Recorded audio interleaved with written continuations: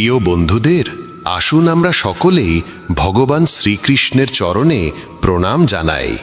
হে কৃষ্ণ, যে কোনো ভক্ত যদি শ্রদ্ধা ও প্রেম সহকারে আপনার পবিত্র বাণী শ্রবণ করে, তবে তার জীবন থেকে সমস্ত কষ্ট ও অজ্ঞানতার অবসান হোক।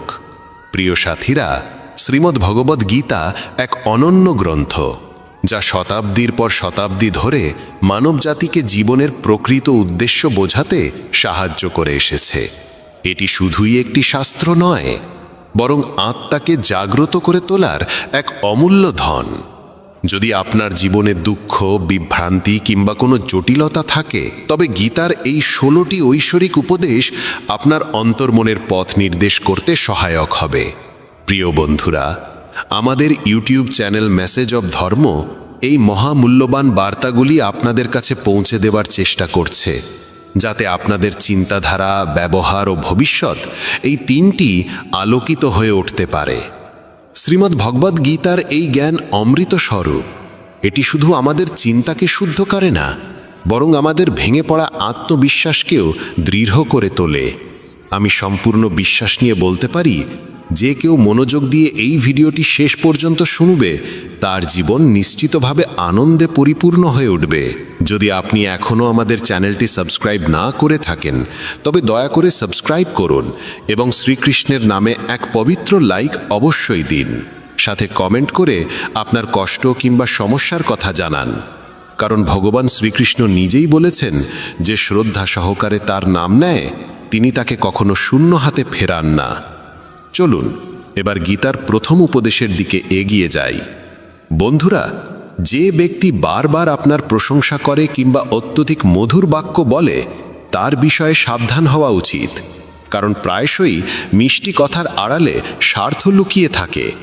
প্রশংসা তখনই করা হয় যখন কারো আপনার থেকে কিছু পাওয়ার প্রয়োজন হয়। মনে রাখবেন, বিনামূল্যে প্রশংসা এই পৃথিবীতে খুবই বিরল।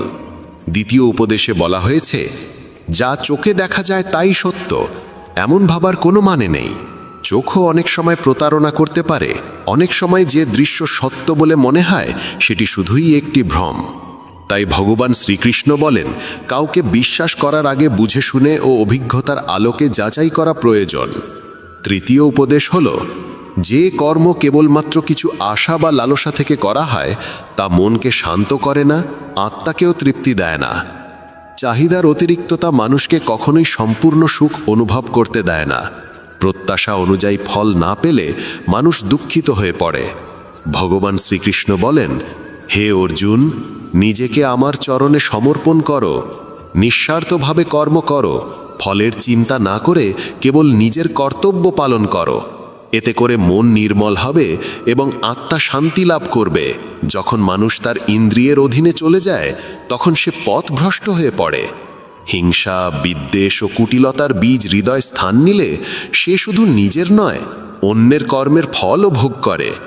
যে ব্যক্তি নিজের ধর্ম ও কর্তব্য থেকে বিচ্যুত হয়, সে জীবনে কখনো উন্নতি করতে পারে না, মুক্তির দিকেও এগোতে পারে না। শুভকর্ম নিশ্চিতভাবে ফল দেয় ও দুষ্টকর্ম তার সঙ্গে শাস্তি এনে দেয়। ভগবান বলেন, আমি অতীত, ভবিষ্যৎ ও বর্তমানের প্রতিটি পরিস্থিতি এবং তার ফলাফল জানি। তাই কর্ম করার সময় ফলের চিন্তা করবে না। তোমার মনোযোগ শুধু তোমার ধর্মে থাকা উচিত। কর্ম যেমনই হোক, তার প্রভাব তোমার পেছনে ছায়ার মতো লেগে থাকবে, যতক্ষণ না তুমি তার পূর্ণ ফল ভোগ করো। সময়ের আগে এবং ভাগ্যের চেয়ে বেশি কিছু কেউ কখনো পায় না, যতই চেষ্টা করুক না কেন। প্রতিটি মানুষ জীবনে বড় কিছু পাওয়ার আকাঙ্ক্ষা রাখে, কিন্তু পরম সত্য এই, যা কিছু হয় ঈশ্বরের নির্ধারিত সময়েই তা সম্ভব হয়।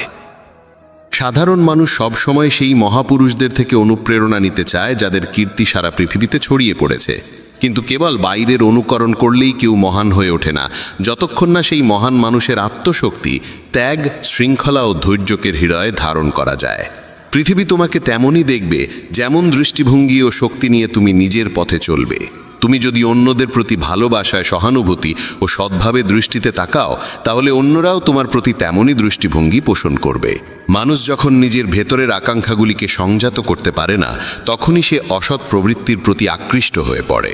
খারাপ অভ্যাসের জন্ম হয় তখনই, যখন আমাদের ইন্দ্রিয়বৃন্দ আমাদের চেতনার ওপর প্রাধান্য পায় এবং আত্মার কণ্ঠস্বর হারিয়ে যায়।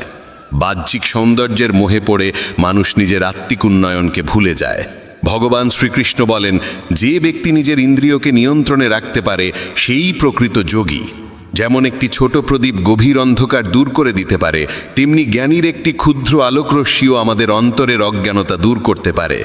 যখন বিশ্বাস ও বিবেকের প্রদীপে মনো অন্ধকার দূর হয়, তখন জীবনের পথ নিজেই পরিষ্কার হয়ে যায়। যদি আপনি নিজের জীবনে ইতিবাচক চিন্তা ও আত্মবিশ্বাসের আলো জ্বালাতে পারেন, তবে অজ্ঞানতা ও ভয় আপনা আপনিই বিলীন হয়ে যাবে। শ্রীমদ্ ভগবদ্ গীতার চতুর্থ উপদেশ এই যে অন্যকে নিজের শক্তির উৎস ভেবে নেবেন না। যারা বারবার অন্যের ওপর নির্ভর করে তারা ধীরে ধীরে আত্মবিশ্বাস হারিয়ে ফেলে এবং অন্তর থেকে দুর্বল হয়ে পড়ে। যতক্ষণ না অন্যের ওপর নির্ভরতা আপনার আত্মিক স্বাধীনতাকে আঘাত করছে, ততক্ষণ পর্যন্তই তা গ্রহণযোগ্য। যারা মনে মনে এই ভাবনায় স্বস্তি পায়, এই মানুষটা আছে, সে আমাকে রক্ষা করবে, সেই ব্যক্তিরাই সময় আসলে সবচেয়ে বেশি একাকী হয়ে যায়। যে নিজে জীবন সংগ্রামে জর্জরিত, সে কিভাবে আপনাকে সহায়তা করবে? ভগবান শ্রীকৃষ্ণ বলেন, সত্যিকারের সহায় সেই যে আপনাকে কখনো একা ফেলে না, আর সে একমাত্র আমি। আপনার বিশ্বাস যদি ঈশ্বরের সঙ্গে আবদ্ধ থাকে, তবে তা আপনাকে কখনো দুর্বল হতে দেবে না। যখন মানুষ আন্তরিক হৃদয়ে ঈশ্বরকে ডাকে, তখন ঈশ্বর কোনো না কোনো রূপে সাহায্য পাঠান। পৃথিবীকে নিজের সহায় ভেবো না, এই পৃথিবী নিজেই অসহায়। যাদের কাঁধে ভর দিতে চাও, তারা নিজেরাও কারো না কারো খোঁজে রয়েছে। গীতার পঞ্চম শিক্ষা এই, ক্রোধ এক আগুন যা প্রথমেই নিজের ঘর জ্বালিয়ে দেয়। একজন রাগী মানুষের না কোনো বন্ধু থাকে, না কোনো স্থায়ী সম্পর্ক। সবাই তার থেকে দূরে সরে যেতে চায়, কারণ রাগের ফলে কেবল আঘাতই পাওয়া যায়। যে ব্যক্তি নিজের ক্রোধকে নিয়ন্ত্রণ করতে পারে না, সে জীবনের কোনো পরিস্থিতিকেই ঠিকভাবে সামলাতে পারে না। রাগের মুহূর্তে বলা কথা ও করা কাজ চরম অনুশোচনার কারণ হয়ে দাঁড়ায়। প্রিয় বন্ধুরা, ভগবান শ্রীকৃষ্ণ বলেন, যে নিজের মনকে শান্ত রাখতে পারে সেই প্রকৃতভাবে জগতের বিজয়ী। শ্রীমদ্ ভগবদ্ গীতার ষষ্ঠ উপদেশ আমাদের এই শিক্ষাই দেয় যে ঈশ্বরে বিশ্বাস রাখো এবং জীবনের প্রতিটি পরিস্থিতিতে তাকে হৃদয় থেকে স্মরণ করো। যখন তুমি ভক্তিভরে শ্রদ্ধাভরে তাকে স্মরণ করো, তখন তিনি অদৃশ্য রূপে তোমার রক্ষা করেন। ঈশ্বর তোমার কথা শোনেন কি না, এই প্রশ্ন তখনও পর্যন্ত থাকবে যতক্ষণ না তোমার মধ্যে শ্রদ্ধা পূর্ণতা লাভ করে। যিনি নিঃস্বার্থ প্রেম আর আত্মসমর্পণের সঙ্গে তাকে ডেকেছেন, ঈশ্বর তাকে কখনো নিরাশ করেননি। যদি তুমি কারোর উপকার করো, তাহলে সেটা কখনো নিজের অর্জন বলে মনে করো না। উপকারের গর্ব করলে সেই কর্ম নিষ্ফল হয়ে যায়, আর তার থেকে জন্ম নেওয়া পুণ্য ধুলায় মিশে যায়। প্রকৃত উপকারী তো ঈশ্বর নিজেই। আমরা সবাই তার হাতে গড়া কেবল পুতুল মাত্র। যদি কোনো ভালো কাজ করার সময় তোমার মনে অহংকার জেগে ওঠে, তবে জেনে রেখো সেই পুণ্যও বৃথা চলে গেল। যদি তুমি রাগের বশে নিজেকে ঈশ্বরের চেয়েও বড় বিচারক ভাবতে শুরু করো, তাহলে বুঝে নিতে হবে তুমি তার সৃষ্টি করা কর্ম নিয়মে বিশ্বাস হারিয়ে ফেলেছ। মনকে সন্দেহ দিয়ে কলুষিত করো না, কারণ সন্দেহ এমন এক বীজ যা বড় হয়ে বিভ্রান্তি আর দুঃখের বিশাল বৃক্ষে পরিণত হয়। যদি কেউ তোমার সঙ্গে অন্যায় করে, তার বিচার সময় ও কর্ম নিজেরাই করবে। তুমি শুধু তোমার চিন্তা ও কাজকে পবিত্র রাখো। উপকারের থেকেও মহান হয় পরোপকার, যেখানে কোনো লাভের আশা থাকে না, কেবলমাত্র সেবার অনুভব থাকে। চিন্তা করো না, চিন্তন করো। সমাধান সবসময় চিন্তনের গভীরে লুকিয়ে থাকে। মনকে সংযত রাখো, না হলে এই মনই তোমাকে ধীরে ধীরে তোমার পতনের দিকে ঠেলে দেবে। অশান্ত মনই মানুষের সবচেয়ে বড় শত্রু, আর নিয়ন্ত্রিত মন হয় তার সবচেয়ে আপন বন্ধু। জ্ঞান মানে শুধুমাত্র তথ্য নয়, সত্যিকারের জ্ঞান অভিজ্ঞতা ও বিবেকের সঙ্গে পরিপূর্ণ হতে হয়। যেই জ্ঞান জীবনকে বদলে দেয়, সেটাই সত্য জ্ঞান, আর এই জ্ঞান যত বেশি বিলাবে, ততই বৃদ্ধি পাবে। কাউকে বারবার সাহায্য করো না যতক্ষণ না সে নিজে দাঁড়াতে শেখে, নচেত তুমি তাকে সক্ষম নয়, নির্ভরশীল করে তুলবে। যে ব্যক্তি ফলের আকাঙ্ক্ষা করে কাজ করে, সে কাজেই আটকে পড়ে এবং আত্মার সঙ্গে তার যোগ ক্ষীণ হতে শুরু করে। মহানতা কখনো জাতি, পদ বা ধনে নির্ভর করে না, বরং কেবলমাত্র কর্মের উপর নির্ভরশীল। তোমার দৃষ্টিভঙ্গি ঠিক করে এই পৃথিবী তোমার কাছে সুন্দর হবে না কুরূপ। এই জগৎ তোমাকে যেমন দেখা দেবে তা নির্ভর করে তুমি কিভাবে দেখছো তার ওপর। আমার, তোমার, ছোট বড়, নিজের, পর, এসব সবই কেবল মনের কল্পনা। যদি তুমি মনের এই বিভেদ মুছে ফেলতে পারো তাহলে বুঝে নিও সব কিছুই তোমার এবং তুমিও সবার হয়ে যাও। যে ব্যক্তি ফলের বাসনা ত্যাগ করে কেবলমাত্র তার কর্মে মনোনিবেশ করে সেই প্রকৃত সুখ ও আত্মিক শান্তির আস্বাদ পায়। বন্ধুদের বলি, যতক্ষণ তুমি তোমার ইন্দ্রিয়গুলোকে নিয়ন্ত্রণে রাখতে পারো ততক্ষণ কোনো বিপদ বা কষ্ট তোমাকে অন্তর থেকে ভেঙে ফেলতে পারবে না। সেই ব্যক্তি সত্যিকারের শান্তি পায় যে আমি, আমার, আমাকেই করতে হবে এই অহংকারময় ভাবনা থেকে নিজেকে মুক্ত করে দেয়। যে ব্যক্তি কোনো বস্তু, স্থান, জীব কিংবা মানুষের প্রতি প্রয়োজনের অতিরিক্ত মোহ পোষণ করে সে একদিন সেই মোহের কারণেই ভয়াবহ যন্ত্রণার শিকার হয়। সেই মানুষ সত্যিকারের সুখী যে সীমিত সম্পদেও আনন্দ অনুভব করে এবং লোভ, লালসা ও প্রত্যাশার ঊর্ধ্বে থাকে। ভগবান শ্রীকৃষ্ণ বলেন, যে ব্যক্তি তার চঞ্চল মনকে বশে আনতে পেরেছে সেই ব্যক্তি প্রকৃত অর্থেই জীবনের আসল সম্পদ শান্তির যোগ্য হয়ে ওঠে। মন যদি অশান্ত হয় তবে সমস্ত দুঃখের মূল সেখানেই, আর যদি মন স্থির ও সুষম হয় তাহলে সেটাই আনন্দের উৎসে পরিণত হয়। বন্ধুগণ, ধৃতরাষ্ট্রের মতো উদাহরণ থেকে শিক্ষা গ্রহণ করো। সংসারের কোনো বস্তুতে অন্ধ মোহ শেষ পর্যন্ত ধ্বংসের দিকেই নিয়ে যায়, তা সে সিংহাসনই হোক না কেন। যখন তুমি কোনো বস্তু, ব্যক্তি বা পরিস্থিতির প্রতি অতিরিক্ত আসক্ত হয়ে পড়ো তখন সেই আসক্তি তোমার গোটা জীবনকে বিশৃঙ্খল ও যন্ত্রণাময় করে তুলতে পারে। ভগবান শ্রীকৃষ্ণ বলেন, আত্মিক শান্তি ও স্থিতি কেবলমাত্র আধ্যাত্মিক জ্ঞানের দ্বারাই লাভ করা যায়, পার্থিব সঞ্চয়ের মাধ্যমে নয়। যত বেশি তুমি অন্যের কথায় মন দাও ততই তোমার আত্মবিশ্বাস দুর্বল হয়ে পড়ে। তাই নিজের উপর বিশ্বাস রাখো এবং নিজের পথ নিজেই তৈরি করো। সময় সীমিত, জীবন যে কোনো মুহূর্তে ঘুরে যেতে পারে, তাই প্রতিটি মুহূর্তকে অর্থপূর্ণ করে তোলার জন্য অতীত থেকে শিক্ষা গ্রহণ করো এবং বর্তমানকে সৎকর্মে উৎসর্গ করো। কি হবে আর কি হবে না এই দুশ্চিন্তায় ভেসে যেও না। কেবল তোমার কাজ করে যাও আর বাকি সব কিছু ঈশ্বরের হাতে সঁপে দাও। যত তুমি উত্তম কর্মে নিজেকে নিবেদিত করবে ততই ঈশ্বরের নিকটবর্তী হবে আর জীবনের পথ ততই সহজ ও প্রশান্তিময় হয়ে উঠবে।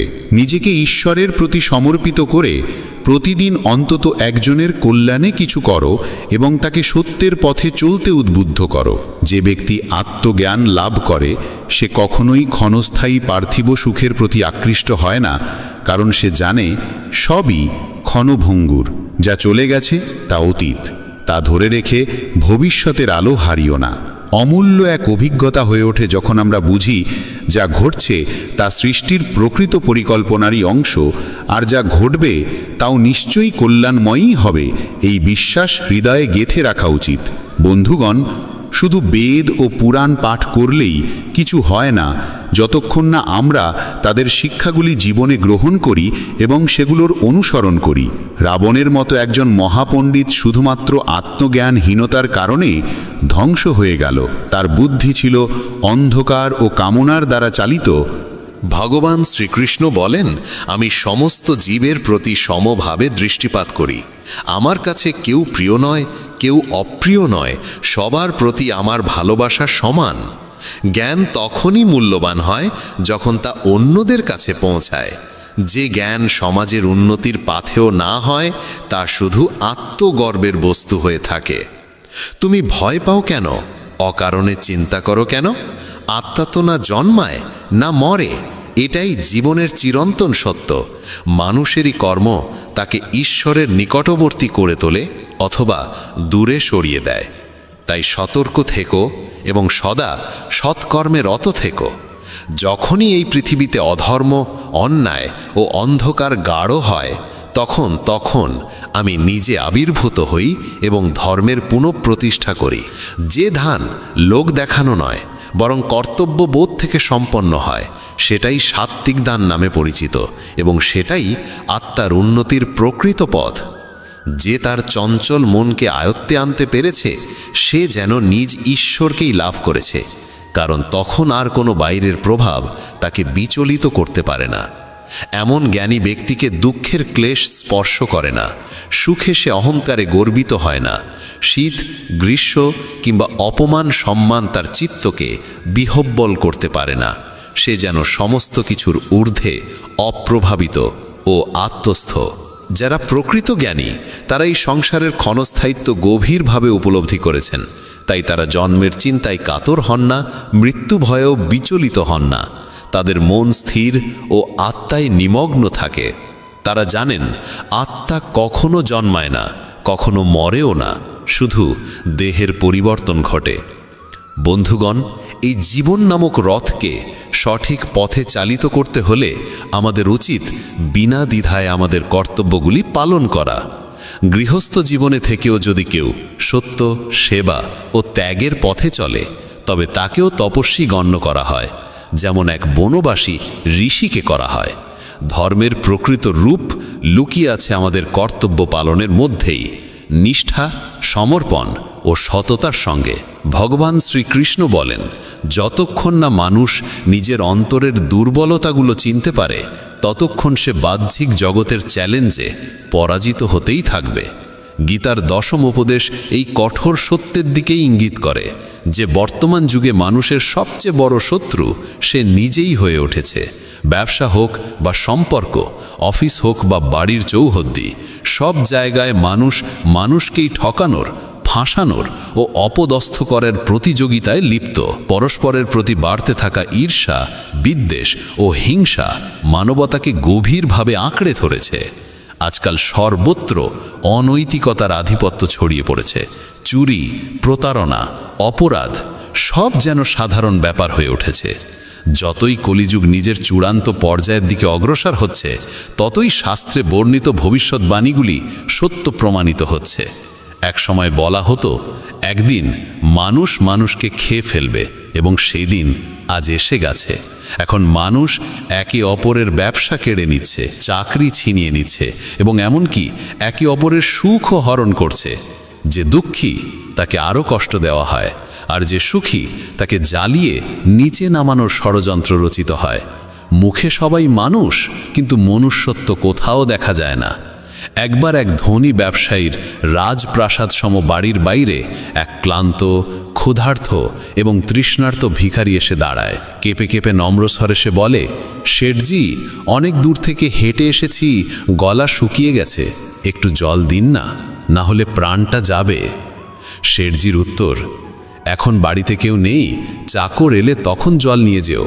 কিছুক্ষণ পরে আবার ভিখারিটি মিনতি করে, শেঠজি, আমার অবস্থা খুব খারাপ, আশেপাশে কোনো ঘর ঘোরানাও নেই, অনুগ্রহ করে একটু জল দেন। শেঠজি আবার সেই এক উত্তর, বললাম তো লোক আসছে। তখন ভিখারির চোখে আর অসহায়তা ছিল না, ছিল জাগ্রত বোধ। সে শান্তভাবে বলে, আপনি নিজেই একটু সময়ের জন্য মানুষ হয়ে উঠতে পারেন না? বন্ধুগণ, এটাই তো আজকের যুগের সবচেয়ে বড় ট্র্যাজেডি। কেউই মানুষ হতে চায় না, সবাই শুধু অন্যদের কাছ থেকে মানবতা আশা করে, কিন্তু নিজে কিছু দিতে চায় না। তাই আজকের যুগকে স্বার্থপর যুগ বলা হয়, যেখানে সম্পর্ক, আচরণ, আত্মীয়তা সবই স্বার্থের ওপর দাঁড়িয়ে আছে। ভগবান শ্রীকৃষ্ণ বলেন, যে নিজেকে অন্যের প্রয়োজনীয়তা বানিয়ে তোলে, সেই নিজের দুঃখের কারণ হয়ে দাঁড়ায়। গীতার একাদশ উপদেশ হল, জীবনে কখনো নিজেকে কারোর প্রয়োজনীয়তা বানিও না। যতক্ষণ তুমি আত্মনির্ভর, ততক্ষণ কেউ তোমাকে শোষণ করতে পারবে না। কিন্তু যেই মুহূর্তে তুমি কাউকে প্রয়োজনীয় মনে করতে শুরু করো, সেই মুহূর্ত থেকে সেই ব্যক্তি তোমার প্রভু হয়ে দাঁড়ায়। এবং এই প্রয়োজন শুধু টাকার বা বস্তুগত জিনিসের হয় না, সবচেয়ে বড় প্রয়োজন হয় মনের, আবেগের। যেদিন তোমার মন কারোর জন্য প্রয়োজনীয় হয়ে যায়, সেদিন থেকে তুমি তার মানসিক বন্দী হয়ে যাও। মনে রেখো, মা বাবা ছাড়া এই পৃথিবীতে কেউ সম্পূর্ণ নিঃস্বার্থ হয় না। বাকিরা যতক্ষণ তোমার থেকে কিছু পেতে পারে, ততক্ষণই তোমার সঙ্গে থাকে। তাই জীবনে আত্মনির্ভরতা হলো সবচেয়ে বড় সম্পদ। গীতার দ্বাদশ উপদেশ আমাদের এই মহৎ শিক্ষা দেয় যে মানুষ ব্যর্থতার ভয়ে কখনো চেষ্টা করে না, সে জীবনে কখনো বড় সাফল্যের স্বাদ আস্বাদন করতে পারে না। ভয় পেয়ে যদি আমরা থেমে যাই, তবে আমাদের সমস্ত সম্ভাবনাগুলি সেখানেই শেষ হয়ে যায়। ক্রোধে বুদ্ধি বিভ্রান্ত হয়, বিভ্রান্ত বুদ্ধি সিদ্ধান্ত নিতে পারে না, এবং সিদ্ধান্তহীন ব্যক্তি ধীরে ধীরে পতনের পথে এগিয়ে যায়। তাই ক্রোধ, লোভ ও বিভ্রম এই তিনটি মন থেকে একেবারে দূর করে দিতে হবে। প্রত্যেক সফলতা যেন একটি তালায় লোকানো থাকে, যেটিকে খুলতে 5টি চাবির প্রয়োজন হয়। সৌন্দর্যপূর্ণ চিন্তা, লক্ষ্যপূর্ব মনোযোগ, সম্পূর্ণ আত্মসমর্পণ, দৃঢ় সংকল্প এবং নিরবিচ্ছিন্ন প্রয়াস। শ্রীকৃষ্ণ বলেন, হে অর্জুন, তুমি শুধু কর্ম করবার অধিকারী, ফলের আশা তোমার নয়। যখন তুমি নিষ্কামভাবে কর্ম করবে, তখনই প্রকৃত সফলতা অর্জিত হবে। সুতরাং কর্ম করে যাও, ফলের চিন্তা করো না। কারণ মানুষ যদি লোভ বা ভয়বশত কর্ম করে, তাহলে সে নিজের কর্মের মূল্য নিজেই কমিয়ে দেয়। যদি তুমি শান্তি ও সন্তোষ চাও, তবে আগে মনকে পবিত্র করতে হবে। খারাপ চিন্তাগুলিকে মন থেকে বের করে ভালো চিন্তাগুলিকে প্রবেশ করতে দিতে হবে। মনে রাখো, আমরা ঠিক সেই রকমই হয়ে উঠি যেমনটি আমরা ভাবি, শুনি এবং দেখি। তাই ভালো ভাবো, ভালো শুনো এবং ভালো মানুষের সঙ্গ করো। যে ব্যক্তি নিজের কাজকে নিজের সৌভাগ্য মনে করে, সে কখনো ফলের চিন্তা করে না, এবং এমন মানুষই তার কর্মফল প্রত্যাশার চেয়েও অনেক বেশি পেয়ে থাকে। তোমার স্বপ্নকে বাস্তব করতে গেলে প্রথমেই কল্পনার শক্তিকে জাগাতে হবে। তুমি যদি কল্পনা করতে পারো, তবে সেটিকে বাস্তবও করতে পারো। গীতার ত্রয়োদশ উপদেশ জানায় যে সম্পর্কে সীমারেখা ভেঙে যায়, সেখানে কেবল দুঃখ ও ধ্বংসই জন্ম নেয়। সম্পর্কের সম্মান ও মর্যাদা এই দুই সবচেয়ে গুরুত্বপূর্ণ স্তম্ভ। যখন কেউ সেই মর্যাদাকে লঙ্ঘন করে, তখন সম্পর্কটি ধীরে ধীরে ভাঙতে শুরু করে। সম্পর্ক তখনই পর্যন্ত টিকে থাকে যতদিন দুজন মানুষ পরস্পরের সীমার সম্মান রক্ষা করে চলে এবং একে অপরের মর্যাদাকে আঘাত না করে। শেষ পর্যন্ত যে সম্পর্কে সম্মান, সীমা ও সমঝোতা থাকে না, তার পরিণতি ধ্বংসই হয়। গীতার চতুর্দশ উপদেশ বলে, যখন কোনো সম্পর্কে সীমারেখা অতিক্রম করে ফেলা হয়, তখন ভালোবাসা, সম্মান ও বোঝাপড়ার স্থানটি ধীরে ধীরে বিলীন হয়ে যায় এবং সম্পর্কের ভিত্তি দুর্বল হয়ে পড়ে। কেউ বয়সে, পদে বা অভিজ্ঞতায় যত বড়ই হোক না কেন, যদি সে সম্পর্কের মর্যাদা রক্ষা না করে, তবে সেই সম্পর্ক কখনো দীর্ঘস্থায়ী হতে পারে না। বন্ধুরা, সেই সম্পর্কগুলোই দীর্ঘদিন টিকে থাকে যেগুলিতে পরস্পরের প্রতি শ্রদ্ধা, বিশ্বাস ও সীমার গুরুত্ব থাকে। যে বন্ধনে একে অপরের সম্মানের কোনো যত্ন নেওয়া হয় না, সেই বন্ধন ধীরে ধীরে ভেঙেই যায়, তুমি যতই তা জোড়ার চেষ্টা করো না কেন। গীতার পঞ্চদশ উপদেশ আমাদের শেখায় যে এমন মানুষদের থেকে সতর্ক থাকা উচিত যারা সামনাসামনি তোমার মঙ্গলকামী হয়ে ওঠে, কিন্তু পেছনে থেকে তোমার ক্ষতি করার ছলচাতুরির পরিকল্পনা করে। শ্রীকৃষ্ণ বলেন, এরা সেই রকমের ঘোড়া মতো যেগুলি ওপর থেকে মধুর ও নির্মল মনে হয়, কিন্তু ভিতরে বিষে ভরা থাকে। তুমি হয়তো তাদের আপন ভেবে বুকে জড়িয়ে ধরো, কিন্তু তারা ভিতরে ভিতরে তোমার আত্মাকে বিষিয়ে ফেলে। এই ধরনের দ্বিচারী মানুষদের থেকে দূরত্ব বজায় রাখাই প্রজ্ঞার কাজ, কারণ তাদের সঙ্গে সর্বদা প্রতারণার আশঙ্কায় ভরা থাকে। গীতার ষোড়শ উপদেশ বলে, নিজের অনুভূতিগুলি সবার সামনে প্রকাশ করা সবসময় লাভজনক নয়।